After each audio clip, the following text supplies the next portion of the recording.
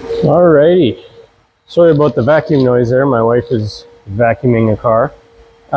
So we've started rerouting the harness. Everything is kind of down behind the injector rail to the underside of the intake, both banks over here. Alternator wiring, TPS, IAC, temp sensor, all that's kind of roughly routed out front. So now we actually haven't cut a single wire yet. So this is all still factory, but because we changed where the wiring's going, we end up with this bulk of stuff back here. So what we're going to do is start to unravel this so we can make it a nice tidy bundle, because from behind the intake over here, it's going to go down and into the cab, right? So at the above the transmission bell housing area. So we're going to start to finalize kind of the routing for the O2 sensors. This is going to go down to the B terminal at the starter solenoid as a splice point. So we'll start to kind of route these. And where we have extra wires bunched up, well, we're going to have to cut it, make it shorter, solder it, heat shrink it. So I'm going to set up a little station here. I'm going to pull some of the tape, pull more loom off, and yeah, let's keep moving forward on this engine harness.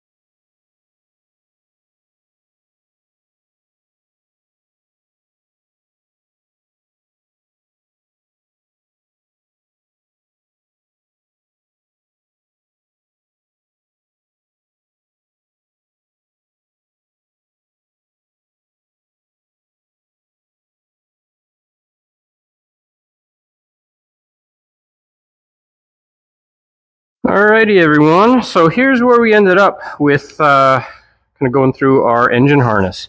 So we've narrowed down the stem, so to speak. So this is what's going to come through the firewall just above the transmission bell housing area. It's just going to go through a grommet. Here's our left O2 sensor wing.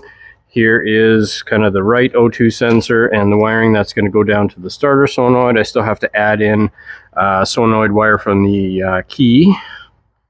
Transmission harness kind of going, long here. I can still trim it if I need to go down the bell housing area.